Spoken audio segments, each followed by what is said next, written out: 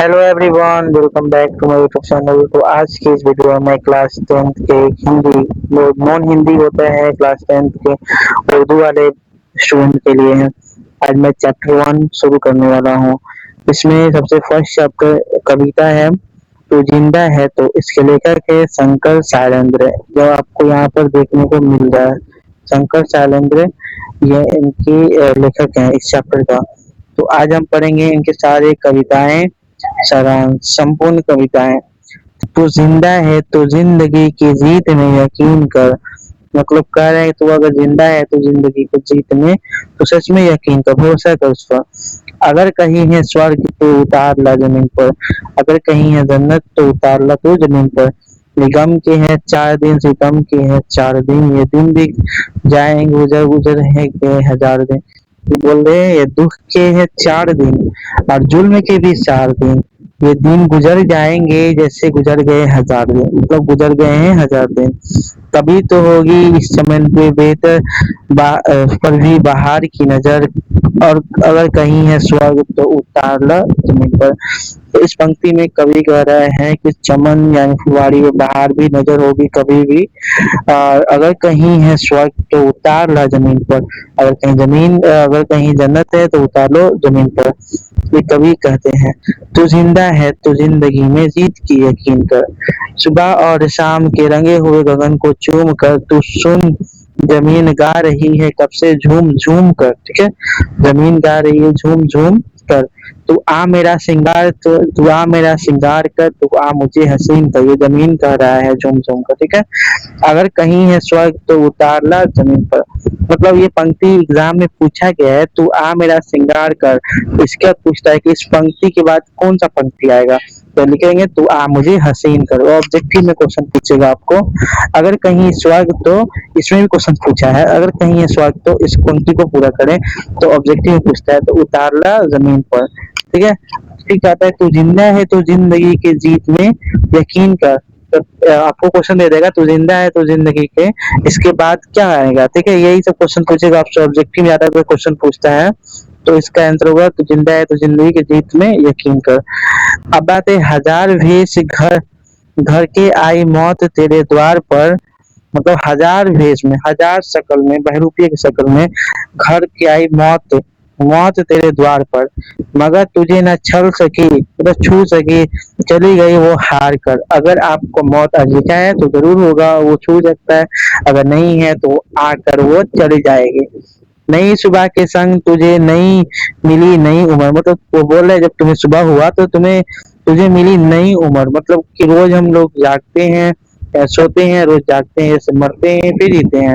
ये बोलता है कि नई सुबह के संग तुझे मिली नई उम्र। तो जो जिंदगी है वो बताते हैं कभी कि तुम्हें जो सुबह सुबह जो नया जिंदगी मिलती है, यानी कि तुम सो कर उठते हो तो तुम्हें एक नई उम्र मिलती है कि आज तुम क्या करोगे। आज फिर तुम्हें एक जिंदगी मिल गई, मतलब जीने के लिए। ये बहुत ही नसीब वालों को मिलता है। जैसे आज हम सोएंगे तो पता नहीं कि हम लोग उठ पाएंगे या नहीं उठ पाएंगे। तो अगर तुम उठ गए तो ये कभी बोल रहे हैं नई सुबह के संग सदा तुझे मिली नई उम्र। अगर कहीं है स्वर्ग तो उतार ला जमीन पर। अब बात है हमारे कारवा। कारवा मतलब होता है काफिला, जो ऊंट के जो होते हैं ना उस काफिला। मंजिलों का इंतजार है, मंजिलों मतलब लक्ष्य, जहाँ उन्हें जाना है। ये आंधी आई ये बिजली आकर पीठ पर सवार है। मतलब उनके आंधी और बिजली जो है पीठ पर सवार, बहुत सारे दुख भी हैं उनके। तो आ कदम मिला के चल चलेंगे एक साथ हम, अगर कहीं है स्वर्ग तो उतार ला जमीन पर। ये जो क्वेश्चन ये पंक्तियां है ना, तू आ कदम मिला के चल, इसे आप पूछता है कि इस पंक्ति को पूरा करें तो चलेंगे एक साथ हम। तो ऑप्शन में आपको दिया रहेगा तो आप उसको सही क्लिक कीजिएगा। ठीक है, अगर कहीं स्वर्ग तो उतार ला जमीन पर। ठीक है, चलते हैं नेक्स्ट। जमी के पेट में पली आगन पले हैं जल जले। जल जले का मतलब होता है भूकंप। जमी मतलब जमीन के पली आगन पले, और पेट में पली अंग आगन पले हैं जल जले भूकंप। टिके न टिके सकेंगे भूख रोग के स्वराज पर। ये भी क्वेश्चन पूछ देता है, टिके न टिके सकेंगे भूख। तो उसके बाद पंक्तियां क्या आती है अब तो पूछेगा। तो रोग भूख रोग के स्वराज पर। ठीक है, मुसीबतों के सर कुचल चलेंगे के साथ हम, अगर कहीं है स्वर्ग तो उतार ला जमीन पर। ये आपसे ये पंक्तियां पूछ सकते हैं। ठीक है, बुरी है आग पेट के, बुरे है दिल के दाग, ये ना सब दब सकेंगे, एक दिन बनेंगे इंकलाब। ठीक है, ये जो है ना, इससे 2 नंबर का प्रश्न एग्जाम पूछ लेता है, 2 मार्क्स का। ठीक है, 2 मार्क्स का क्वेश्चन क्या है, एग्जाम पूछ लेता है आपसे। तो गिरेंगे जुल्म के महल, बनेंगे फिर नवीन घर। हाँ, तो ये भी ऑब्जेक्टिव पूछा गया है, गिरेंगे जुल्म के महल तो क्या बनेंगे फिर, नवीन, नवीन मतलब नया घर। अगर कहीं है स्वर्ग तो उतार ला जमीन पर। तो ये कविता है कंप्लीट हो गई, यानी एंड हो गई। अब हम चलते से क्वेश्चन आंसर पर। तो क्वेश्चन आंसर रचयिता के बारे में है, लेखक के बारे में क्वेश्चन है। तो क्वेश्चन नंबर 1, तू जिंदा है तो जिंदगी की जीत में यकीन करके रचयिता कौन है? तो ऑप्शन नंबर 1 रामधारी सिंह दिनकर, शंकर शैलेंद्र, कबीरदास, सुमित्रा नंद पंत। ठीक है, तो इसमें जो ऑप्शन नंबर ख है शंकर शैलेंद्र, देखिए आपको देखने को मिल रहा है, ये इसका राइट आंसर है। तो अब चलते हैं क्वेश्चन नंबर 2 पर। शंकर शैलेंद्र के मुख्य रूप से किस रूप में जाने जाते हैं? तो ये प्रसिद्ध गीतकार और एक फिल्मकार भी हैं शंकर शैलेंद्र। क्वेश्चन नंबर 3 शब्दार्थ आधारित प्रश्न है। ठीक है, शब्दार्थ वाले क्वेश्चन पूछता है, यकीन शब्द का अर्थ क्या होता है? भरोसा और विश्वास, भरोसा और विश्वास का नंबर।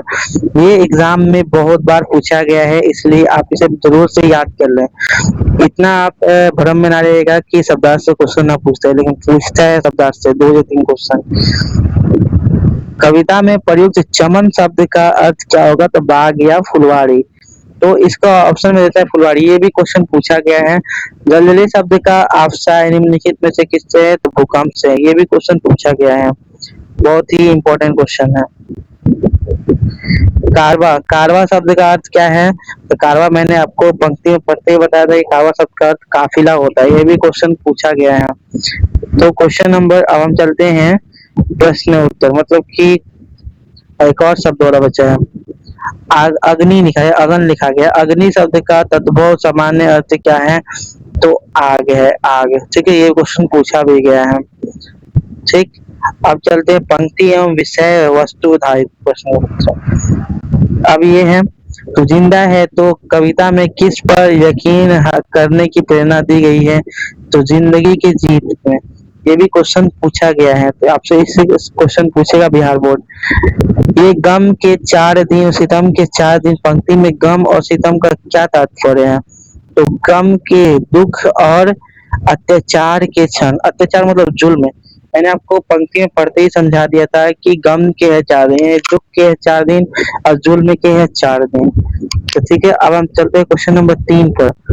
हजार भेष थक धर कर कौन द्वार पर, मतलब कौन द्वार पर आई है और हार कर चली गई? तो मैंने आपको लिखा है मौत। क्या लिखा है? तो मौत।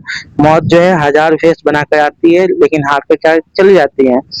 हमारे करवा का किसका इंतजार है? तो हमारे करवा का किसके? मंजिलों का इंतजार है। किसी को भी किसका इंतजार होगा? मंजिलों का। जब कारवा यानी काफिला जब चल रहे हैं उठकर, तो उसका मंजिलों का इंतजार होगा ना, कि हाँ मेरा रास्ता कब एंडिंग होगा, मतलब कब हम पहुंच पाएंगे। गिरेंगे जुल्म के महल, बनेंगे फिर नवीन घर, इस पंक्ति का क्या अर्थ है? अत्याचार का अंत और नए समाज का निर्माण। ये क्वेश्चन पूछा जाता है बिहार बोर्ड में, तो आप जरूर से इन सभी क्वेश्चनों को लिखें और याद करें। महत्वपूर्ण पंक्तियां एवं उनका संक्षिप्त विवरण दें अर्थ के साथ। तो क्वेश्चन नंबर 1 पंक्ति, तू जिंदा है तो जिंदगी के जीत में यकीन कर, अगर कहीं स्वर्ग है तो उतार ला जमीन पर। तो इसका आंसर है संक्षिप्त विवरण पंक्ति के माध्यम से। ठीक है, आप ये मत लिखिए संक्षिप्त विवरण, लिखिएगा इस पंक्ति के माध्यम से। क्या लिखिएगा? इस पंक्ति के माध्यम से। कवि कहना चाहता है कि मनुष्य की हर परिस्थिति, मतलब हर सिचुएशन, जीवन की विजय पर अटूट विश्वास रखना चाहिए। अटूट मतलब बहुत ज्यादा विश्वास, हद से भी ज्यादा रहना चाहिए। स्वर्ग जैसी काल्पनिक और आनंददायक परिस्थितियां असामान्य में नहीं, बल्कि मनुष्य अपनी मेहनत, संघर्ष और एकता पर बल पर इस धरती पर उतार सकता है। ठीक है, ये कहानी में मतलब इसे कवि पंक्ति में कहा जाता है कवि कि हर जो मनुष्य है हर परिस्थिति में जीवन की विजय पर अटूट विश्वास रखे और स्वर्ग जैसी काल्पनिक काल्पनिक मतलब जो सच बात हो या ना हो मतलब दोनों हो सकता है और आनंददायक परिस्थितियां परिस्थितियां मतलब सिचुएशन आसमान में नहीं है बल्कि मनुष्य अपनी मेहनत संघर्ष और एकता के बल पर धरती पर उतार सकता है। अगर आप मेहनत करेंगे तो जरूर कामयाब होंगे और बिल्कुल आपको स्वर्ग जैसी आनंद मिलेगा। ठीक है, तो ये कवि बोल रहा है ये गम की है 4 दिन और सितम की है 4 दिन, ये भी दिन गुजर जाएंगे, गुजर गए 1000 दिन। ठीक है, तो इसमें पंक्ति में कहा चाहते हैं कवि इन पंक्तियों में यह संदेश देंगे जीवन के दुख और कष्ट और अत्याचार के दिन हमेशा के लिए टिकने वाले नहीं हैं। जिस प्रकार हजारों दिन कठिन बीत चुके हैं वैसे ही बुरे दिन बहुत जल्द ही गुजर जाएंगे, इसलिए मनुष्य को भी निराशा नहीं होना चाहिए। यानी कि आज उनकी बारी है तो कल आपकी बारी है, मतलब अच्छे होने अगर आपके साथ अच्छा हो रहा है तो कल आपके साथ बुरा होगा, कल आज आपके साथ बुरा हो रहा है तो कल आपके साथ अच्छा होगा, ये बोल रहा है। ठीक है, इसका मेन अर्थ है कि दुख और कष्ट अत्याचार हमेशा के लिए आपके पास टिकने वाले नहीं है, कभी न कभी आपको इससे छुटकारा मिल जाएगा और आप बहुत ही खुश रहेंगे। ठीक है, निराशा नहीं होना चाहिए। इसमें बताया है कि इंसान निराश हो जाता है अपनी जिंदगी को देखकर। ठीक है, इसका तात्पर्य अब देखिए हजार भेष घर की आई मौत तेरे द्वार पर, अब मगर तुझे न छल सकी यानी छू सकी, चली गई वो हार कर। तो इसका जो तात्पर्य है इसका तात्पर्य यह है कि जीवन में कई बार भयंकर संकट और मौत की सामना दावनी परिस्थितियां सामने आती है, लेकिन जो मनुष्य जीविका मतलब जीने की इच्छा और संघर्ष की शक्ति रखता है उसे मौत पराजित नहीं कर पाती।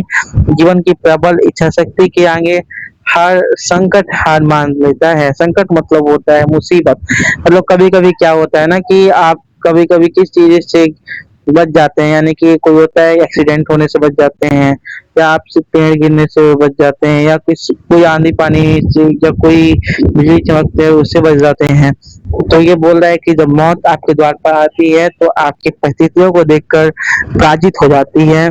तो अगर आप जीवन जीने की इच्छा रखते हैं तो मौत आपसे हार कर चली जाती है। ठीक है, अब क्वेश्चन नंबर 4, पंक्तियां बुरी है आग पेट के, बुरे है दिल के दाग, ये नाप दब सकेंगे एक दिन बनेंगे इनकलाब। तो इसमें कवि कहना चाहते हैं कि यह भुखमरी यानी पेट की आग और अपमान का अत्याचार के गहरे दर्द यानी दिल के दाग की बात कर रहे हैं। ये पीड़ाएं भले ही मनुष्य की सताती हैं, लेकिन जब इनका दमन सीमा पर पार कर जाता है तब यही आक्रोश एक दिन विशाल क्रांति यानी इनकलाब का रूप लेकर जुल्म के महलों में नेस्तो नाबूद कर देता है। मतलब ये कहा जाता है कि जब आपको सरकार भूखमरी यानी पेट की आग और गहरे दर्द दिल के, ये सरकार ही क्या कोई भी गांव के लोग आपको खाने पीने को नहीं दे रहे हैं और अत्याचार कर रहे हैं, तो ये भले ही मनुष्य को सताते हैं लेकिन हाँ जब ज्यादा बढ़ जाता है तो एक को सताते हैं कई को सताने लगते हैं, तो लोग पूरे एकजुट हो करके उसे तो उस व्यक्ति को हटा देते हैं, यानी क्रांति लाकर विशाल क्रांति लाकर इस जुल्म के महल को नस्तो नाबूद कर देते हैं। इस तरह अभी भारत में एजुकेशन मिनिस्टर को हटाने के लिए एक विशाल क्रांति यानी इंकलाब यानी एक मूवमेंट हुआ था अभी, तो आप देख सकते हैं आंदोलन हुआ था तो कितने लोग इसमें भाग लेकर विशाल क्रांति किया और उस जुल्म के खिलाफ उसको हटा दिया। ठीक है, उसी प्रकार ये बोले बुरी है पेट की, बुरे है दिल के दाग, ये ना दब सकेंगे एक दिन बनेंगे इनकलाब। ठीक है, मतलब आप कितना सताओगे लेकिन वो दब दब नहीं सकेंगे, एक दिन वो इनकलाब बनेंगे। ठीक है, तो आप ये सभी क्वेश्चन के आंसर अच्छे से लिख लीजिए। तो आपको वीडियो कैसा लगा? अगर वीडियो आपको अच्छा लगा है तो मेरे वीडियो को लाइक कीजिए और मेरे चैनल को सब्सक्राइब कीजिए और अपने दोस्तों में जरूर शेयर करें। थैंक यू, बाय, मिलेंगे फिर नेक्स्ट वीडियो में।